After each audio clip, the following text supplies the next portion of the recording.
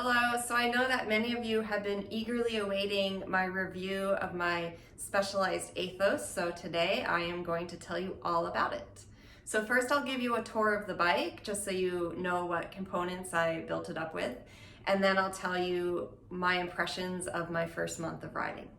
So this is my baby, my S-Works specialized Aethos, size 52. And I built it up, so I chose all the components and I went with the 12-speed Shimano Dura-Ace Di2. I went with the specialized saddle. I chose this one because of the weight, not the comfort. It actually feels the same to me as the other models in the lineup that are not this 3D mesh printed material. I think they're both great saddles, so you could go either one. I chose this one because it was lightweight. I have Arundel bottle cages. They're fantastic. I don't lose bottles. I have the Roval integrated cockpit that has the stem and the handlebar all one unit. And then I actually have two wheel sets. These are my Zip 454s. I really splurged on these, but I love them. They're absolutely amazing.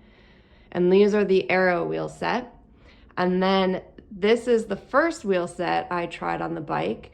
And I also love these. They have a very different personality when I ride the bike with these climbing wheels on there. And these are Roval Alpinist. So I have two great choices for wheel sets. And if I swap them out, I can have a very different ride on this bike. So I'm going to tell you about the very first time I got on the bike and my impression. I was in a gravel parking lot. I clipped in, I pedaled about 3 pedal strokes, and I was utterly amazed because I could feel the difference of this bike versus all the other bikes I've had in the past. It just felt super responsive even in those 3 pedal strokes, and I felt like I was sitting on the bike and controlling it 100% and not sitting in the bike. And let me explain more about what I mean by that. Some of my past bikes, I felt like they were very good at speed. They were aero bikes, so once I got them up to speed, they just kind of went. But they were almost controlling me because they just really wanted to go fast. And they weren't super nimble, they weren't super responsive, but they were great for just getting in that zone and going fast. So those are my aero bikes. This bike, I don't feel like I'm sitting in this bike. I don't feel like this bike is slightly controlling me like my aero bikes controlled me. I feel like I'm sitting on this bike and I'm 100% controlling it. It just wants to do exactly what I want to do. And I kind of feel like it's this eager little puppy dog, like just sitting there, very obedient, just waiting for the next command, just so excited, just wanting to please me. It's just a fun bike. It's waiting to be told what to do. So this bike is very nimble. I like how it handles. I like how it corners. I rode it on gravel for the first 3 days, a lot of gravel, and it actually did amazingly well, even though my tires weren't even that wide. Like, it just sucked up this gravel. It was very comfortable. It's just fun and responsive. And I actually do think that that has a lot to do with the wheel set that I first used on it for that first week. And it's a climbing wheel set. These are Roval Alpinist, and this was when I first started riding the bike, this was what I was on. And I think that snappiness, that extreme responsiveness is largely due to this wheel set. Because when I switched to my aero wheel set, the 454s, some of that snappiness and that sudden responsiveness and that power transfer, when I push on the pedals, it just goes, some of that disappeared.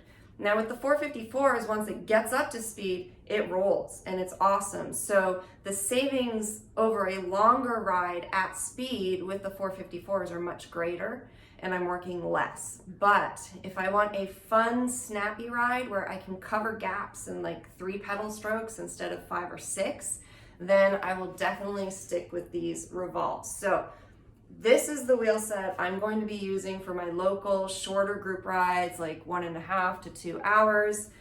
They're snappy and fun. I love them.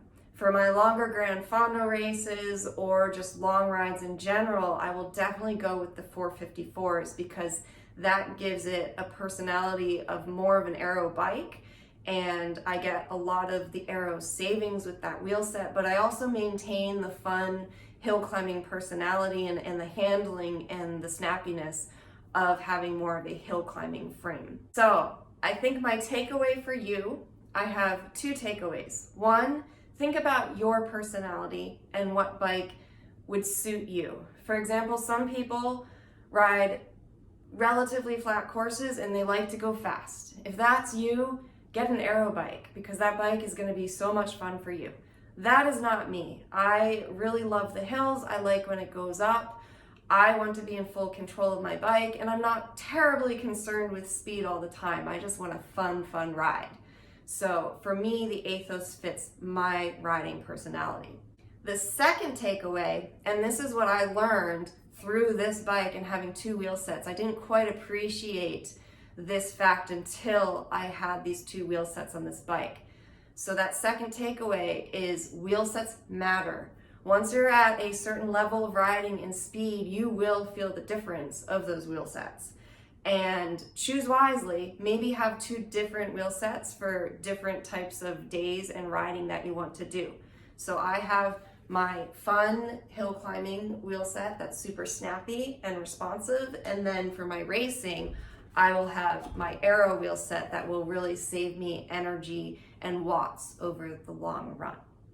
So I hope this was helpful. I hope you learned a bit about the Aethos and what I love about it, and also just bikes in general and what you need to consider when buying your own bike.